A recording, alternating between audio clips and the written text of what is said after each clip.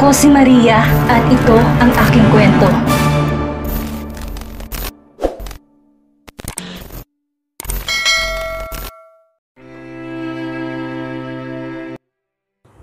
Sir, paanong? Halos hindi maituloy-tuloy ni Demi ang nais sabihin dahil naguguluhan siya. Kanina lang ay nasa pazigzag na daan siya at kasamang ina. Paano ngayon ay naroon na si Max? Nakatunghay sa kanya. It's okay, Demi. It was just a nightmare. Anang binata. Marahang inalis ang kamay sa balikat ni Demi. Kumurap-kurap si Demi. Pinagsunod-sunod ang hugot at buga ng hininga bago mabilis na ipinalibot ang mga mata sa kanyang kinaroroonan.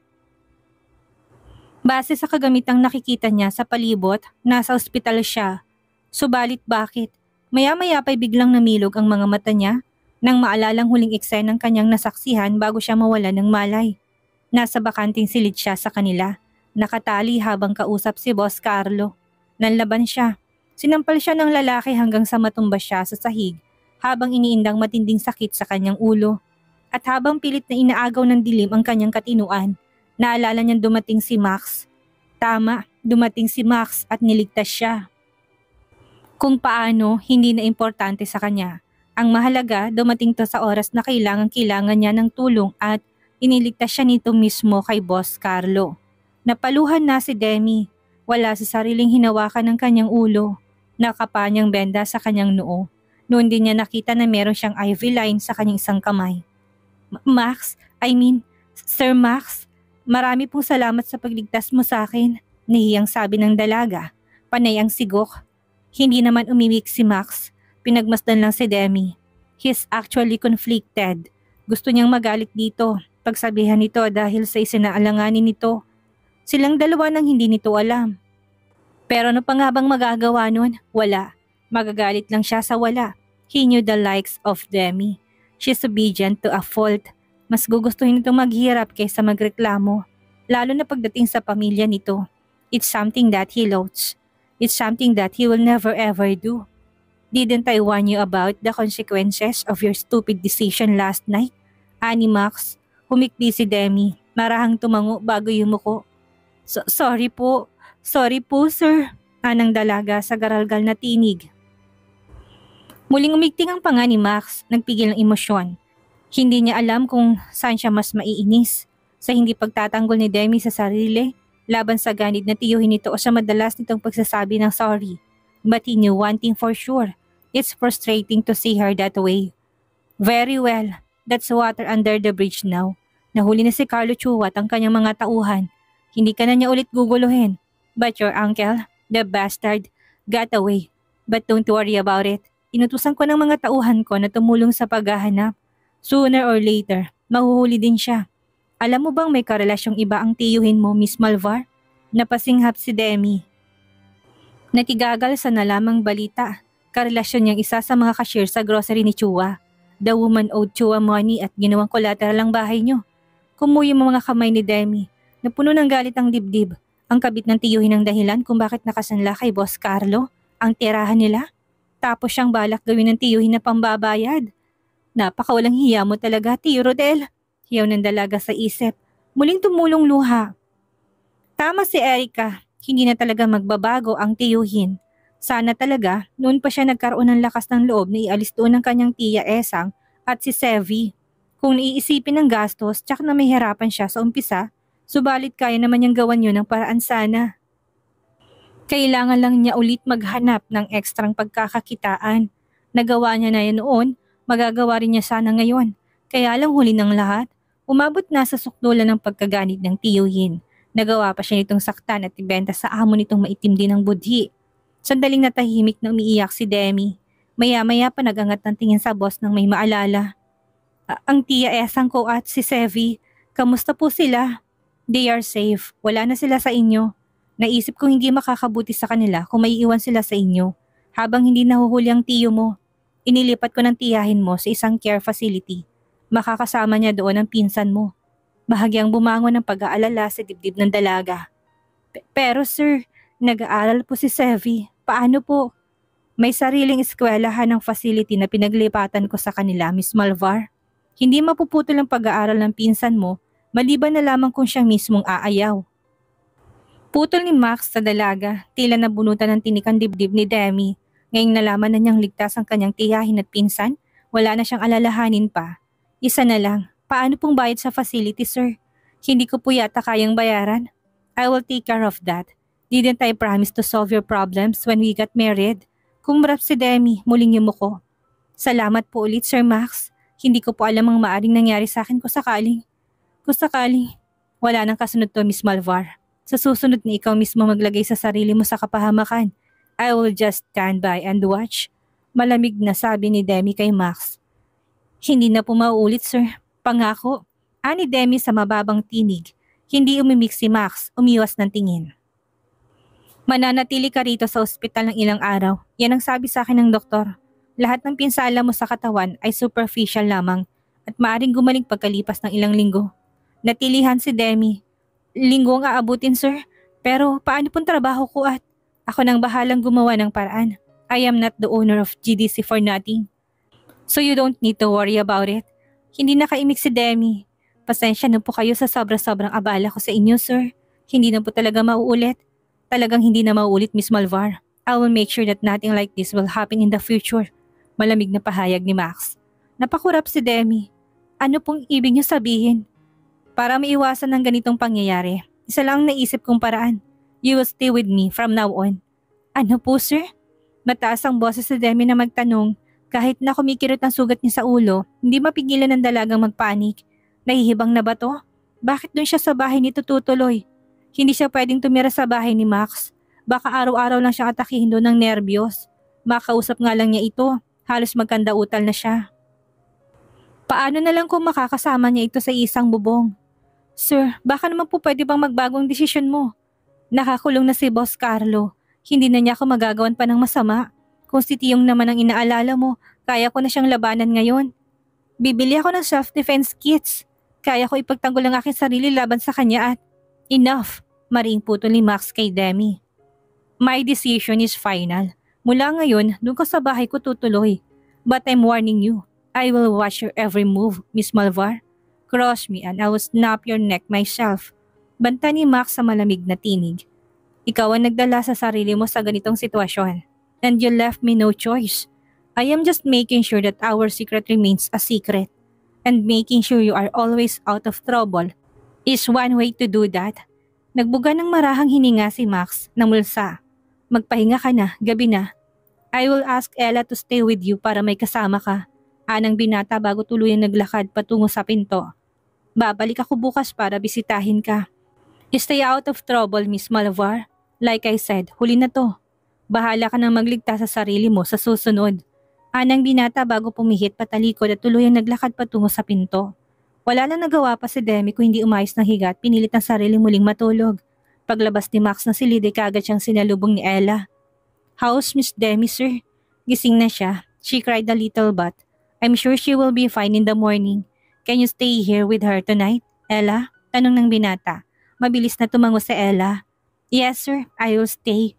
Thank you. I'll be on my way then. Ani Max bago nagsimulang maglakad patungo sa lift.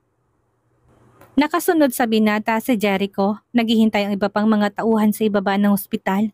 Nang marating ang lift, agad na humakbang ang binata papasok at pinindot ang ground floor button. Papasara na sana ang lift nang biglang may pumigil sa pagdidikit ng pinto noon. Nang muling bumukas ang lift, nakangiting mukha ni Christoph ang nakita ni Max. Leaving your wife too soon? Ani Christoph, kon todo ngisi. Pinagdiinan pang salitang wife bago pumasok sa loob ng lift. Nang tuluyang umusad ng lift, muling nagsalita ang doktor. The high and the mighty Max Guerrero is now married. Natatawang dugtong nito. Imagine the frenzy this would make when the news about your marriage leaks out, Max. Nagangat ng tingin si Max sa may floor counter. Kaya nga ikaw lang ang pinagsabihan ko. I still trust you though. You are a prick, Christoph. Natawang doktor. I'd pretend you didn't say the words after the I still trust you phrase. Anyway, want to have a few drinks with me? My shift is over. Mabilis na tumingin sa kanyang mamahaling wristwatch ang binata. A few bottles won't hurt. Ani Max na napangiti naman kay Christoph. Paglabas ng lift ay dumiretso kagad ng magkaibigan sa isang bar sa malapit. So tell me, kailan mo na-realize that Vera is not worth waiting? Pukaw na tanong ni Christoph kay Max maya-maya. Tumungga sa bote ng beer si Max. My personal life is off topic, Christoph. Next question. Humalakak si Christoph. Alright, I won't push it anymore. Kamusta si Doña Criselda? She's stable but she's getting weaker. Sorry to hear that. How are you holding up? Kaya ka ba nag-asawa ka agad dahil sa kanya? Muling hindi sumagot si Max. Tahimik na umiinom ng alak. Si Christoph ang masasabi ni Max na pinakamalapit niyang kaibigan. They grew up together. Went to the same school since preschool to high school. Nag-iba nga lang sila ng preference nung nag-college ng dalawa because Christoph went to medical school while Max went abroad to study business and get his master from there too. Hindi madalas mag-usap ang dalawang binata but they know each other like the back of their hands. Your silence is heavy. Stop crying. I just hope that something good will come out of this, Max. There's nothing more I want to do now than to give the Aurum project to Lola. I really hope I can have the project before she. Hindi tinuloy ng binatang kanyang naisabihin. Naisip pa lang niya nalilisan ng kanyang abuela. Anumang oras at iiwan siya mag-isa ay naninikip ng kanyang dibdib. Marahas na nagbuga ng hininga si Max. Tuluyan ang inubos ang laman ng bote ng beer bago tumayo. I'll go ahead. Been a long day. Paalam na binata. Malapit ang death anniversary niya. Pupunta ka ba? Mabilis na tanong ni Christoph bago pa man makalayo si Max. Agad namang natigilan si Max. Kumuyang mga kamay. Is it the time of the year already? Tanong ng binata sa sarili. Pupunta ako. Utos ni Mama. You know how the De La Rosa helped us when my grandparents passed away. Hindi ako siguro makakapag-aral ng tuloy-tuloy kung hindi dahil sa kanila. Besides, I would bring her favorite chocolate cake. Kung nasan man siya ngayon, alam ko magiging masaya siya. Sa pag-aalala ko sa kanya ngayong taon. Tuloy-tuloy na sabi ni Christoph. Hindi umimik si Max. Basta nalang naglakad palayo hanggang sa makalabas siya ng bar. Pagdating sa parking lot, agad na sumakay ang binata sa naghihintay na sasakyan para sa kanya. The trip to his house was silent yet uncomfortable. Muling dumalaw sa alaala ng binatang isang pangyayaring mahigit 2 dekada na ang nakakaraan subalit hindi pa rin niya malimutan. Pagdating sa kanyang bahay, agad na dumiretsyong binata sa kanyang silid at nag-shower, hoping that the memories of that fateful day would leave him be. Subalit bigo siya. The memories stayed longer than he wanted, torturing him with questions that were left unanswered for the past 2 decades. Napabuga ng hangin si Max bago binuksan ang top drawer ng kanyang bedside table. From there, he took out an old hairpin with a G-clef design on top. Nanikip ang dibding ng binata at walang sariling kinuyom sa palad ang clip. I'm sorry. I really shouldn't have left you that day. I'm sorry. Bulong ng binata sa kawalan. Tanghali nang nagising si Max kinabukasan. Sinisi ng binata sa alak na ininom ng nagdaang gabi ang mahimbing na pagtulog. Gayunpaman, nagmabilis siyang naghanda sa paglabas ng bahay. Nang makabihis ay kagad ng dumiretsyong binata sa ospital. Walang ibinalita sa Ella sa kanya sa buong magdamag. Umaasa siyang walang naging aberya na nagdaang gabi subalit pagbukas ni Max ng pinto ng hospital suite ni Demi, agad na pahintong binata na sumalubong sa kanyang galit na bulto ng kanyang abuela. What kind of a husband are you, Max and Harry? Anito.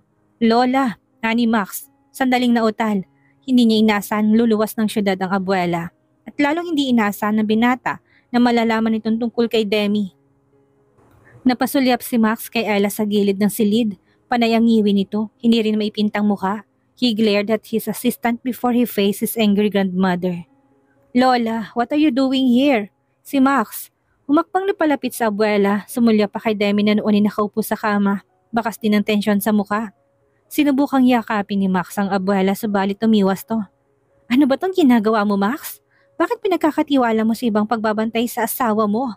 This is not how I raised you, Mr. Guerrero. Ani Doña Criselda na mewang na. At bakit hindi mo itinawag sa akin ang nangyari kay Demi? Kung hindi pa nireschedule ni Dr. Hidalgo ang lab exam ko kagabi at hindi ko nakita si Ella sa labi kanina, hindi ko pa malalaman ang nangyayari sa asawa mo. Kaya ka ba nagdahilan kagabi na hindi niyo ako mapupuntahan? Dahil dito sa nangyari kay Demi. I wouldn't have understand if you had only been honest, Max. Hindi yung ganito. That I am treated like an outsider to this family. May halaga pa ba ako sa iyo, Max? Naghihinakit na tanong ng matandang babae. Max was left speechless. Hurting his grandmother was the least thing he'd ever do. It's just that, Lola, wag na po kayo magalit kay Max, ani Demi. Pilit ni inabot ang kamay ng matandang babae na nasa tabi lang nito. Ako po talagang nagsabi kay Max na wag na sabihin sa inyong nangyari sa akin. Ayoko po kasi mag-alala kayo gayong may iniinda rin kayong sakit. Ako rin po nagpa-uwi kay Max kagabi because I know he is tired working the whole day and worrying about me. So please don't take it on Max, Lola. Ako pong may kasalanan. Sorry po. Ani Demi. Sandaling natigilan ng matanda bago marahang tinapik ang kamay ng dalaga na nakahawak dito. Lumambot ng muka. Ganun ba? I'm sorry to Iha. Masyado lang ako nag-aalala at nagulat. For the longest time, kami lang ni Max ang magkatuwang sa buhay. Nasanay lang ako na alam kong lahat ng nangyayari sa apo ko. Pagpapasensyahan mo na ako. Ngumiti si Demi. Salamat po sa pag-aalala niyo sa akin, Lola. Sadya lang po na aksidente ang pagkadulas ko sa banyo namin ni Max. Kaya po ganito ako ngayon. Pagdadahilan ni Demi. Alanganin pang sumulyap kay Max na noon ay tahimik lang nakamasid kina Criselda at Demi. Nagbuga ng hiningang matanda. Bumaling siya po. Did they run all tests on her? Tumango si Max. Yes, Lola. Are you sure? 100%.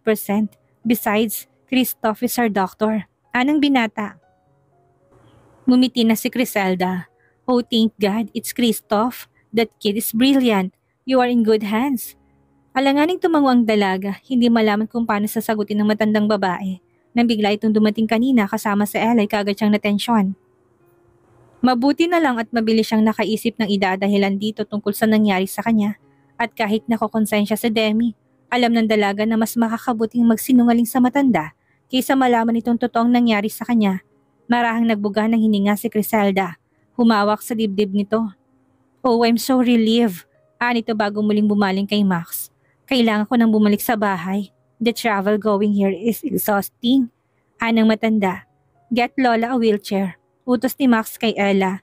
And tell Jericho to ready the chopper. Ihahatid natin si Lola pa uwi. Mabilis na tumango si Ella tumalima sa utos ng amo. Tahimik na lumabas ng silid. Si Max naman ay lumapit na sa abuela.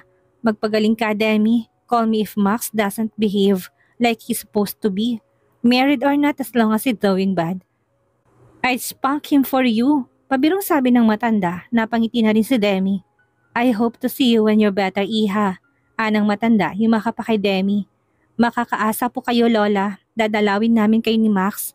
Salamat po, Lola. Sinserong sabi ng dalaga bago binitawan ng matanda. Ilang sandali pa bumalik na sa Ella sa silid at tulak-tulak ang isang wheelchair. Maingat na pinaupo ni Max ang abuela doon. I'll be back. Paalam ng binata kay Demi bago tinulak palabas ng silid ng wheelchair. Lola, you must not exhaust yourself like this. Anang binata habang binabagtas nila ng abuela ang hallway patungo sa lift. May aalis mo ba sa akin ng mag-alala, Max? Mula pagkabati sa akin ka na lumaki. I will always worry about you. And now that you are married, I will worry about Demi too. I know, Lola, but please don't overdo it. Kung sanay pumapayag ka na lang na dito na tumira sa syudad.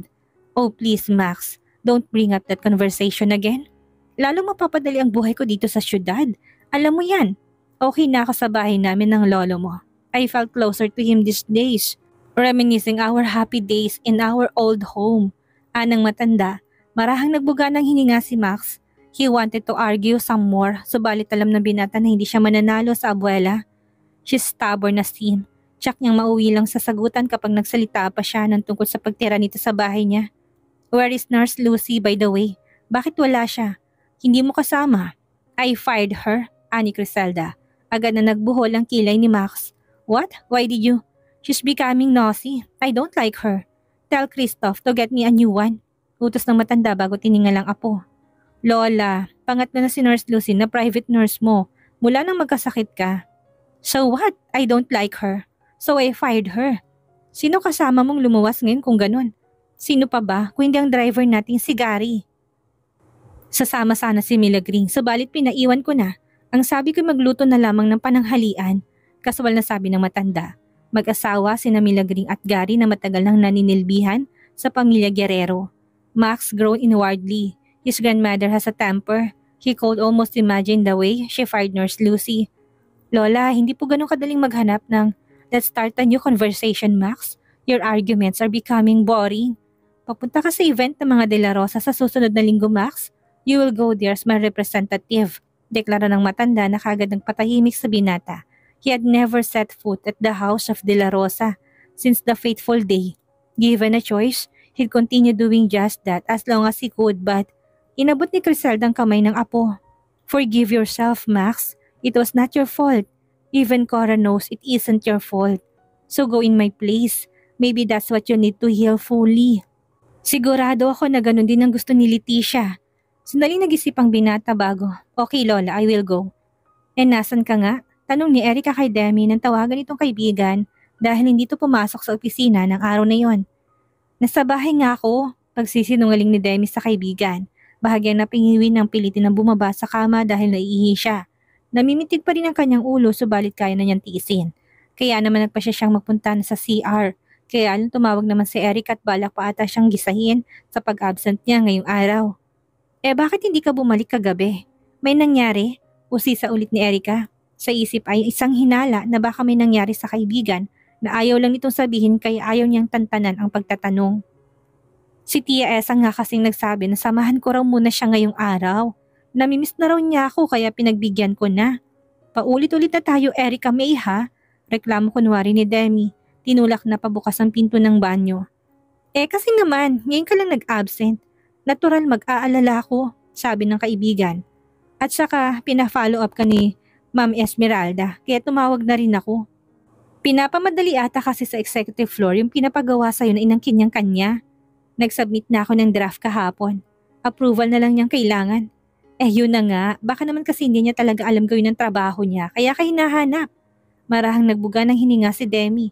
Hindi niya masabi pa sa kaibigan na ngayon na hindi na muna siya papasok ng matagal-tagal. So paano ng trabaho niya?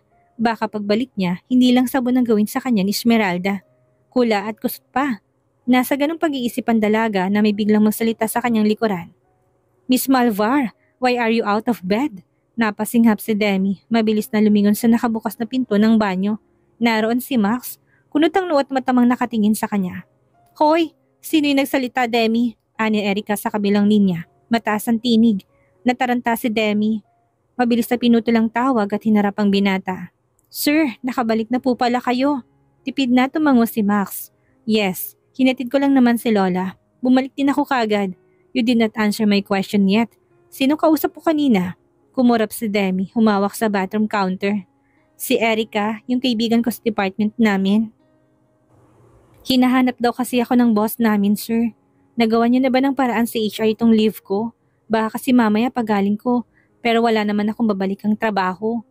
Wala ka bang tiwala sa akin? I am the CEO of the GDC. Miss Malvar, I can do things inside the company without anyone else noticing. May bahid ng pagmamalaki na sabi ni Max. Tila siya hinahamon. Pinamulahan ng pisngi si Demi. Hindi naman po sa ganun, sir. Kaya lang, ipapaayos ko kay Elang processing ng leave mo. Don't worry, the transition will be smooth. Hindi magtataka ang HR ang boss mo sa marketing department kung yan ang pinag-aalala mo. Napakagat sa kanyang pangibabang labi si Demi. Hindi niya talaga matansya ugali ni Max. Mahirap sayawan. Salamat, sir. Anyway, katatapos ko lang kausapin si Dr. Montano. Cleared ka naman sa lahat ng test na ginawa sa'yo. Kaya ang sabi niya, pwede ka na raw lumabas ngayon. At gaya na napag-usapan natin, doon ka sa bahay ko tutuloy. Sandaling natulala si Demi, matindi pa rin ang pagtutol sa kanyang dibdib. Ayaw niyang tumuloy sa bahay ng boss. Pakiramdam niya, lalo lang siyang nagkakasakit doon. Pero may magagawa ba siya? Sa kanilang dalawa ni Max, ito lang masusunod sa mga desisyon. Kahit na ayaw niya. You will have the house all by yourself habang nasa opisina ako. Accessible sa'yo lahat ng kwarto sa bahay ko except for my room and my study. But when the clock strikes 7 in the evening at nakauwi na ako, dapat nasa kwarto ka na. Ayoko magpagchismisan pa. Ayoko na may interaction tayo. Hindi tayo magkaibigan. Strangers pa rin tayo. Let's just move forward that hanggang matapos ang marriage na to, walang emosyon sabi ng binata. Bahagyang nakagat ni Demi ang kanyang pangibabang labi. Gusto sanang magprotesta sa mga sinabi ng boss. Subalit nagpigil siya. Wala rin namang silbi kung makikipag-argumento pa siya. Okay po sir, naiintindihan ko po. Anang dalaga, inabot ng seradura ng pinto. Akmang isasara ng pinto nang muling magsalita si Max. Thank you for saving my ass earlier from Lola. Your quick thinking made us continue with our deal. Thank you for playing the part so well, wife. Ani Max bago tuluyang maglakad palayo. Sandaling natulala si Demi. May hatid na kakaibang damdamin ang pagtawag ni Max sa kanya ng wife. Subalit hindi niya dapat bigyan iyon ng pansin. Nagpasalamat lang ito dahil sa pagdadahilan niya. Iniligtas siya nito kagabi sa kapahamakan at kanina'y siya naman ang gumawa ng paraan upang huwag silang pagdudahan ni Doña Criselda at manatiling lihim ang kanilang lihim. They are indeed husband and wife, perfect partners in crime. Nagbuga ng ininga si Demi. Marahang umiling bago tuloy ang sinarang pinto ng banyo. 11:00 na ng gabi subalit hindi pa rin makatulog si Demi. Naroon siyang muli sa silid na itinilaga sa kanya ni Max. At gaya nga noong isang gabi, hirap ulit ang dalagang makuha ang kanyang antok. Ramdam pa niyang kirot sa sugat sa kanyang ulo subalit hindi nagaano. Mabisang mga gamot na ibinigay sa kanya ni Dr. Montano. Nagbuga ng hininga si Demi. Sandaling tinutok ang mga mata sa kisame. Maya-maya pa'y nakaramdam na siya ng uhaw. Na naman, ang huling inom niya ng tubig ay kaninang kumain siya bago mag-alas 7. Mabilis ang naging desisyon ni Demi. Bumangon ng kamat na kiramdam sa may pinto. Wala naman siyang narinig na ingay. Baka tulog na si Max. Hubod ng ingat na pinihit ni Demi ang seradura ng pinto at marahang hinila pabukas. Sandaling nagpalingalingan dalaga. Nang masigurong walang senyales ni Max sa malapit, walang ingay siyang lumabas ng kanyang silid at dumiretso sa kusina. Agad siyang kumuha ng bottled water sa ref at nagpa siyang doon na lang sa silid niya iinumin yon. Subalit pagkasara niya sa ref at pagpihit niya, naroon na si Max, nilang hakbang ang layo sa kanya. Otomatikong napasinghap si Demi, nanginig. Madilim ang mukha ni Max at amoy alak din. Hindi niya ito narinig na lumapit. Anong ginawa nito? Lumutang? Nasa naguguluhang estado ang isip ng dalaga na magsimulang maglakad si Max palapit sa kanya. Baka ilang ulit din umatras ang dalaga, subalit nang lumapat ang kanyang likod sa pinto ng ref, nahigit na niyang kanyang hininga. Humakbang palapit sa kanya si Max. Step closer, so close na halos malasahan na niyang minty breath nito na may kasamang alkohol. Yumuko si Max. Taranta namang nagangat ng tingin si Demi habang malakas ang pagkabog ng dibdib. Sir, ang tigas talaga ng ulo mo. You damn stubborn girl. Singhal ni Max bago nilusob ng halik ang labi ni Demi. Ano kayang mangyayari ngayong nakatira na si Demi sa isang bahay kasama ni Max? Sa kanilang pagsasama, may mabuo kayang pag-ibig sa kanila? Yan ang ating aalamin sa susunod nating kabanata.